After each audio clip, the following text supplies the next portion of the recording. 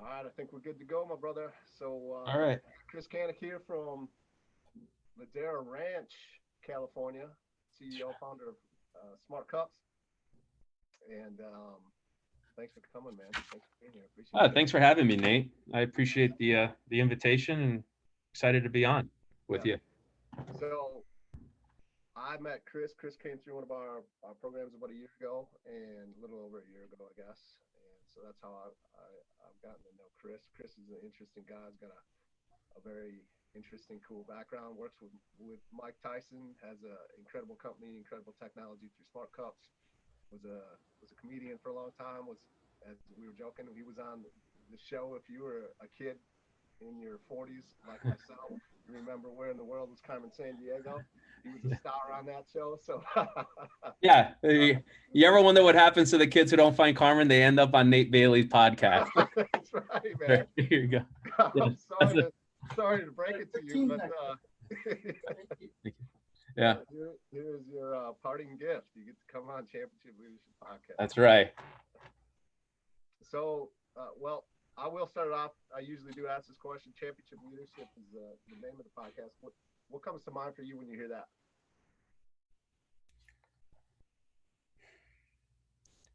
I guess people who really stand out to really influence other people to make better of themselves and make better of other people. That's what comes to mind. It's people who persevere, people who are tenacious,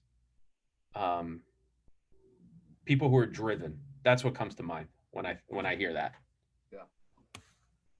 Yeah, absolutely. And like I said, I mean, you work with one of the greatest of those ever, right? Mike Tyson inside of Yeah. the boxing world, and just his story and what he's got. But also what you're doing, Smart Cups. Maybe you could tell us a little bit about go as far back as you want, or tell us as much as you want that might be relevant to you, who you are, where you've been, what you've done, and how that's brought you to Smart Cups, and also just kind of maybe tell us a little bit about what it is, because it's an amazing technology that you have. Cool. Yeah, I appreciate that. Yeah. Well, let's go back to 1982, shall we? Let's do it. Where a fucked up Turkish man met a 19-year-old Cuban woman and disseminated his sperm and created a quasi evil spawn. I guess, right? Yeah, I've been working on Smart Cups for almost 9 years. This is my baby. This is my life's work. Prior to that, I started working in a lab when I was 12. I took my first college chemistry class when I was 10. I stayed on the normal course. You graduated from college? What's that? Did you graduate from college? I did. Okay, I did. For some reason, Yeah. I was thinking maybe you didn't. No, I did. So I from 12 on to like 18, 19, I worked in labs. I did a lot of research. I worked on a NASA funded project at one point, developing biologically based nanorobots, isolating the protein on the AIDS, on HIV that extends out to our white blood cells. And by isolating that protein and manipulating the pH, now you have the building blocks to an actuator. So all this shit was going on in my life. And then I get to, I'm an American Chemical Society scholar. By the time I'm 19, I already have like 7 years of PhD level research work. And I didn't have the normal childhood, like most kids are like, they're playing baseball, they go swimming. And, when I did the program with you guys, and you guys say, hey, 5 o'clock, bring change of clothes, towel, blah, blah, blah, we're going out. I have no fucking clue what's going on. And then I see the water and I'm like, I'm the worst Cuban in the world. I don't know how to fucking swim. Is now a bad time to tell people that I potentially could drown here and die and become a liability. And so, I didn't have a normal childhood. And then, 19 comes around and I'm like, fuck, man, I'm not living my life for myself. And I don't really share this a lot with a lot of people, but I was diagnosed with a degenerative nervous system disorder. And that was the first time that my mortality was really came into question in my head. And, I was suffering a lot of pain and unexplainable. And I went to doctors for about a year to just figure it out. And I was just like, fuck this. Like my whole life was planned for me. by teachers and mentors and academics. And I was like, you know what? I grew up poor. I grew up, neither one of my parents went to college. Really in a real shitty part of New Jersey, I grew up. And I'm like, I'm dealing with house money. I might as well go live my life and go do what the fuck it is I want to do. And I said, you know what? I want to be a stand-up comic. And so I did that. I threw myself in there, and I did a lot of really cool shit, got to meet a lot of really cool people. I was one of the first people to really figure out how to use social media for monetary gain and self-promotion. I'm proud to say that I'm one of the first people on Facebook, and I've been kicked off. Before VC money, I was kicked off of Facebook twice for personal promotion. So, got to tour the country, opened up for a lot of really cool people, Charlie Murphy, Sarah Silverman, Damon Wayans, hung out with all these comedians. And then I moved to California in 2007, and I signed up to do Real World on MTV and ended up not doing it. It didn't work out. But then I'm in Ladera Ranch of all fucking places. I'm like 22 years old in Ladera Ranch. But I ended up in Ladera, and I looked around and I went, holy shit, this place is real. I'm fucking staying here. This place is nice. I said to myself, if I never make another dollar in my life, at least I'll be a homeless man in Laguna Beach. I'll dress better than 99% of the fucking public, eat better, and I'll have a tan. I mean, what else could you fucking ask for? So then, I was in crossroads in my life, did odd jobs here and there. And just one day I was at a Taco Tuesday back in like 2010, 2011, and my waitress wasn't coming fast enough with margarita drink. And I'm still a stand-up comic. Like, I moved to California. I don't even know how to fucking drive. I get myself a Prius, and I don't know, I don't, and waitress isn't coming fast enough. And I have a glass of water on the table, and I'm thinking to myself, holy shit, how awesome would it be if I just had like a packet of Crystal Light that I could just dump in there? I could make my own margarita. I go, oh shit, why hasn't anybody done that? And I go, oh shit. And I grabbed the napkin, I started writing a protocol out.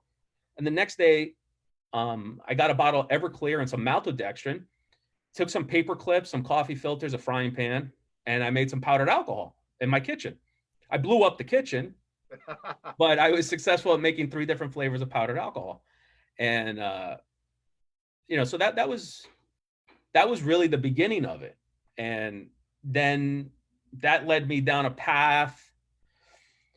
I partnered up with another inventor, and at the time, so what happened was, so I'm like, I can't be the only schmuck who ever thought of this. I gotta, I tracked down a guy who tried to commercialize powdered alcohol in 2009, independently wealthy guy. He was yachting off the coast of France somewhere. And so I get a hold of him and I'm like, hey, why'd you stop this? And he goes, oh, it just stopped being fun. I'm like, yeah, but this has the potential to make a lot of money and be very disruptive. And he goes, it just doesn't work out, And I said, all right, well, I guess that's that. There's safety, regulatory, taxation issues. I'm like, all right, whatever. He goes, there is a guy out of Massachusetts that says that he has a solution to the problem. And I go, oh, if you don't mind, can you give me his number if you're not working with him? And he goes, don't bother. That guy's an asshole. And I go, well, if I like assholes, so if you don't mind, give me his contact. Maybe I can work. Maybe 2 assholes working together would do something special. And so I get his contact. I could say this is 2020, and I have a cutout of him out in the front of my office. He is an asshole. We've developed like this big brother, little brother relationship where I'm the little brother, and so I reach out to him and I say, hey, listen, sounds like you have a solution to my problem. I would like to better understand your technology, where you're commercializing it, what your patents are like. And so we can develop, I have all these ideas around it. So it took like 6 to 9 months of proposals and how I'm going to do this, because the technology really is supposed to be a drug delivery system. And he said to me, I don't want to be remembered as the guy who created instant hot cocoa or instant margaritas. And I said, well, fuck, I'm not doing anything else in my life. I'd like to be known as that guy. and I just went, so he puts me on a call with his lawyers, and he was just one guy working in the corner of his buddy's building, doing like, feasibility studies for pretty prominent companies, but he didn't have a staff. He didn't have a real, like a robust company, right? And he didn't have any support. And so he puts me on the phone for about an hour and a half. This was in Ladera by the Starbucks, by the Selma's, by the pizza place. Yeah. And this is 2013. And he gives me every reason why he cannot work with me. Now, he didn't know about my background. He didn't know. He just knew, I'm going to Google your name and I see you in your underwear doing MTV. Yeah, right. You know? Yeah, And so, yeah. And so he thought I was kind of a joke. There was no smart cups. There was no funding. Yeah. It was just like a vision that I had. And I knew all the applications. And I said to him, hey, jerk off. And this is how I speak to everybody. You know, I've got no filter. I don't care who you are. This is how I talk, whether it's a pastor or, you know, a transient. I'm the same person across the board. Yeah. What you see is what you fucking get. And I said to him, hey, asshole, unless you got $100 million laying around and the next 20, I said, how old are you? Like in your 50s? So you want to be in your 70s and this thing's going to get commercialized because you're going to have to go through clinical trials and this and that. And I said, you have to popularize it in mainstream applications, get consumer acceptance, and then let everybody else come in and knock on your door. And so that's what I said to him. So he puts me on this call, hour and a half, something like that, outside that Starbucks in Ladera. And he gives me every reason why he can't work with me. And I'm just going, fuck. And I just lost my cool. And at the end of the call, I said, well, you just essentially wasted a fucking hour and a half of my life. You can go fuck yourself. You are a fucking moron. And call me back in 8 more years and you still won't commercialize this because you don't have you don't know your dick from your asshole. And so I got pissed off. I walked down to the pizza place, 3 doors down from the Starbucks. I'm now on my 3rd 22-ounce Coors Light in 10 minutes. And I get a phone call from his lawyer. And the lawyer goes, hey, Chris, can you come back on the conference line? You know, we have an idea. I go, listen, John, if you didn't like what I had to say before, you're really not going to like what I have to say now. Cause I'm like, I got booze in my system. Yeah. I really have no filter now. And I get back on the call and Sal, that's his name. Sal's laughing his balls off. He goes, I like you, kid. You got chutzpah. And I said, well, that's great. I still think you're a fucking moron. And so that's when it started. And they said, you know, you need to prove that you can execute on this. I said, all right, what's your criteria? You need to show that you can financially execute this. You need to raise X amount of dollars and you need to, you know, do blah, blah, blah, blah, blah. And I said, fine, cool. Just send me a sample of your technology. The same day I got the first cup, I went to my now partner's office. This is in 2013. I showed him the powdered alcohol that I had made in my kitchen. And I said, listen, I made this in my kitchen. Okay. I'm a fucking good chemist. Yeah.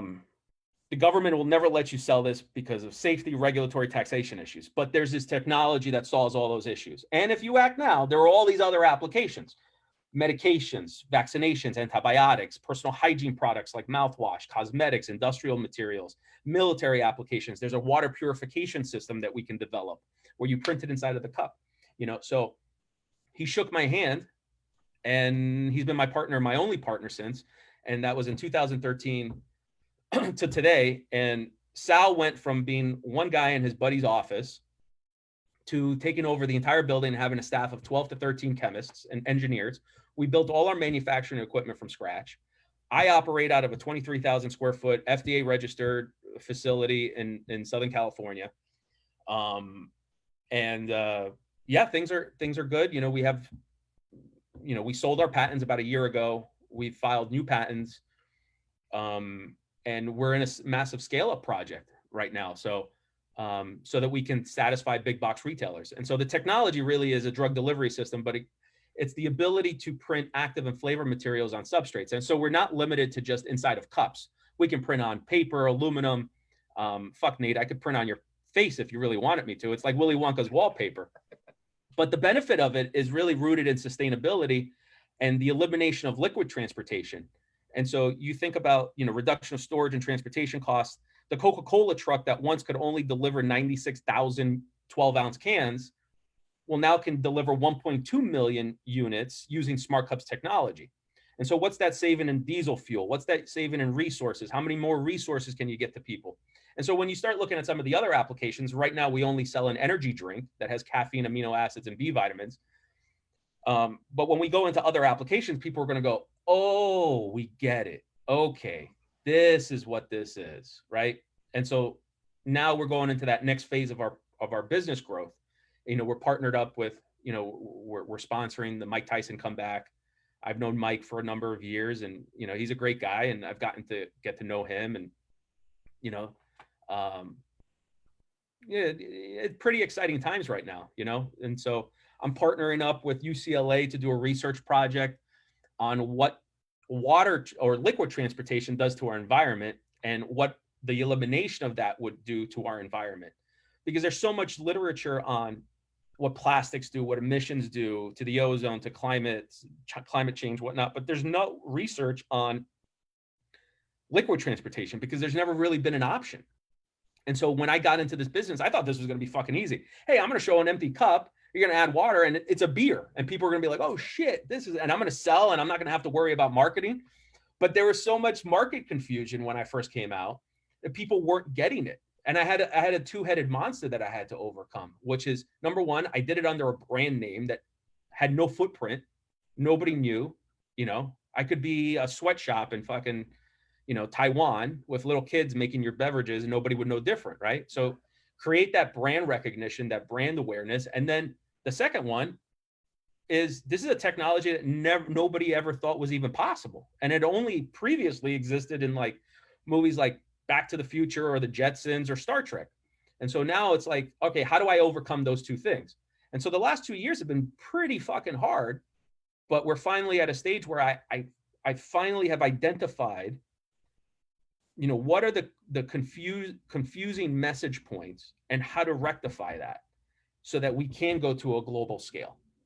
How much of it is it too? So those of you guys are listening, so he's actually like imprinting on the bottom of like a plastic cup right now is what they got, the energy drink. It's the powder that you created in the kitchens, like imprinted and solidified into the bottom of the cup. You add the water and there's your drink. Yep. Right?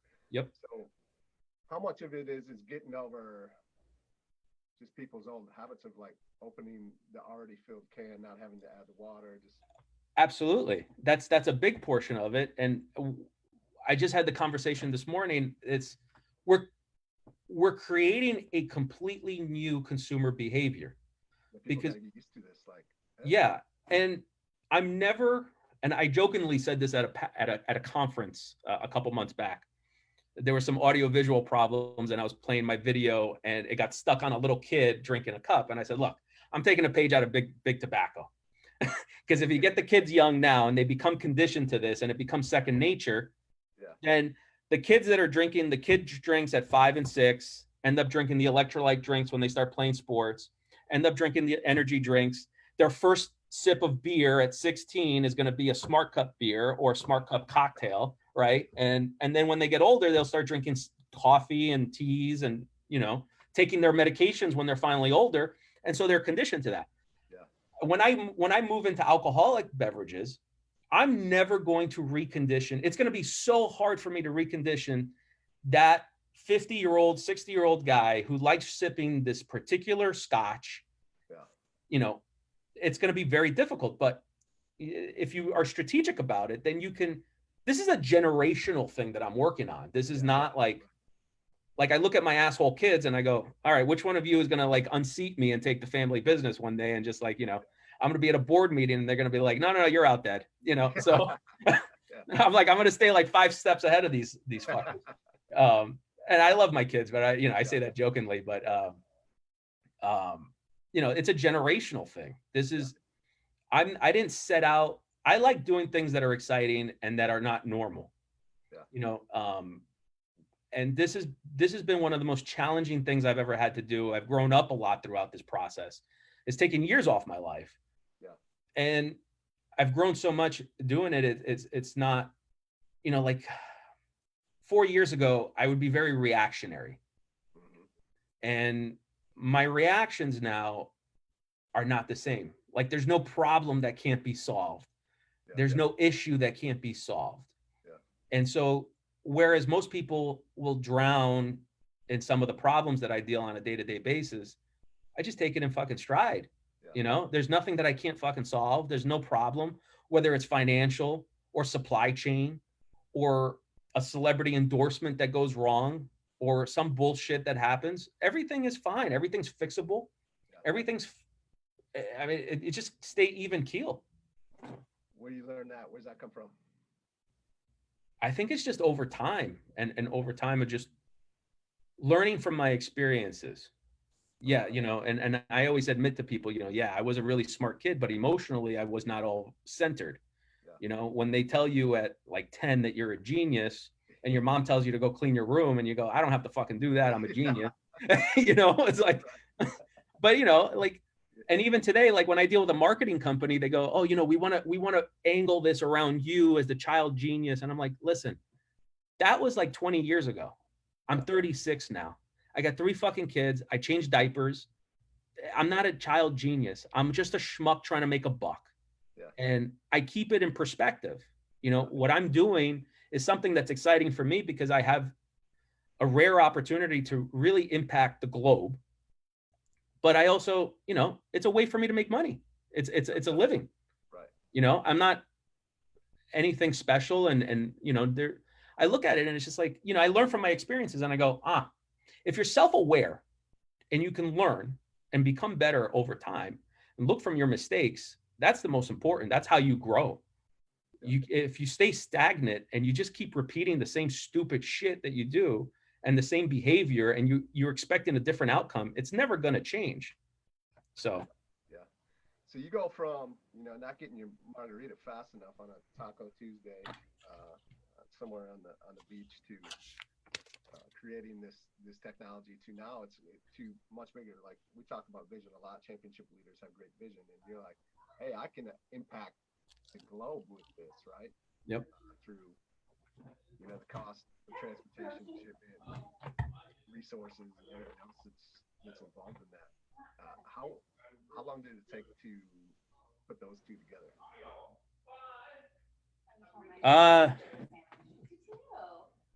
It didn't take very long. Not that long, right? Yeah. No, I mean, I'm a bigger picture. That when you were scribbling on a napkin, that's for sure. No.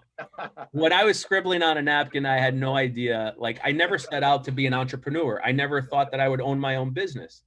You gotta understand, like, my parents were so poor. At one point, I remember we only had spaghetti in boxes in the cupboard. And my mom says to us, hey, get in the car. We're going to go to Burger King. So we get to Burger King and she goes, get out, get all the ketchup packets. So here I am, this like little fat kid going into Burger King, getting all the ketchup packets, you know, in my hand so that we could eat spaghetti and ketchup for dinner. Yeah. So I never really thought of my life like that. I never thought of me as like, you know, an entrepreneur. I don't even like the term entrepreneur. Right. You know, I don't. It's just when I say I'm going to do something, I do it. And I may not necessarily understand everything that it takes at the moment to go do it, but I will figure it out. Yeah. Again, that's the one thing that people always say about me, like, oh shit, you know, don't challenge me to anything because I will win, even if I die trying. Yeah. And if I say I'm going to do something, I'm going to do it. I'm going to fucking do it, you know? So even my wife, she'd get pissed off at me for anything. But if you ask my wife, you know, if Chris says he's going to do something, he's going to fucking do it.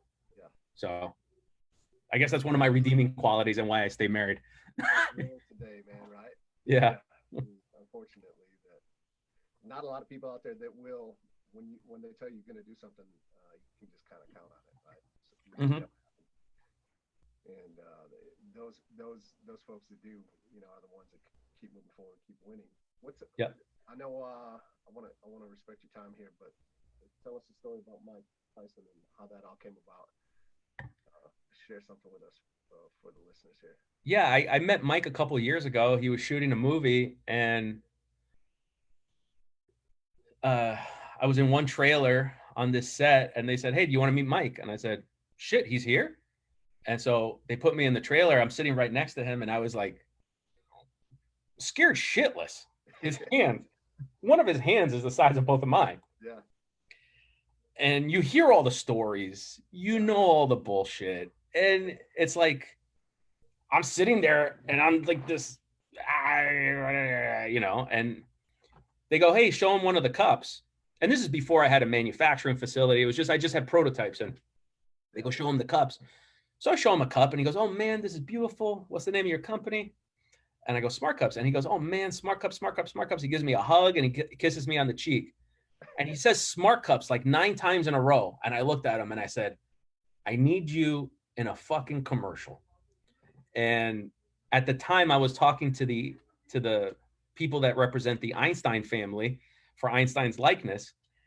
And I was like, I got this vision. I want to put Einstein and Tyson in the same commercial. And Einstein's trying to figure out the cup. And Mike walks in and says, Albert, it's so simple. Just add water. And, you know, and now you get like Mike Tyson explaining, you have 2 of the most recognized faces on the planet. Yeah. And it's Mike Tyson explaining to Einstein how to use a smart cup. And so, you know, I've known him for a number of years, and, you know, he has a successful business in the cannabis space. And I respect that. And, you know, he's just been great to me. He's been great to me and great to my business. And I'm looking forward to everything that comes out of this next, you know, growth period for my business, and, you know, sponsoring him, and, you know,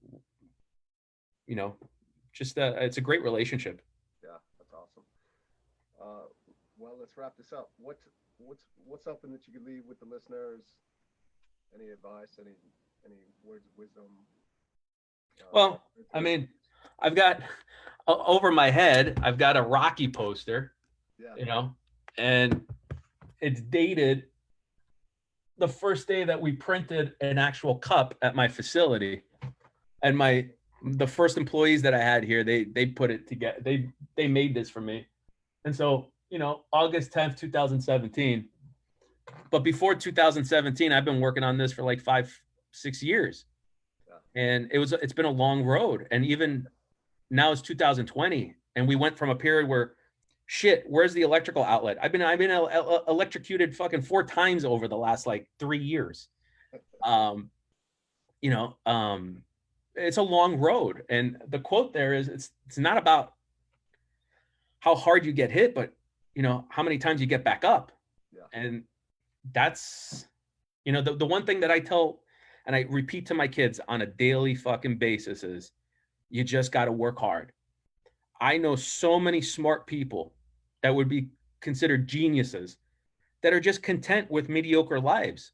And that's not the way I want to live. If you want to live better and bigger, you just got to work hard. You got to put in the time. You got to grunt it out. You got to love the process, not the end result.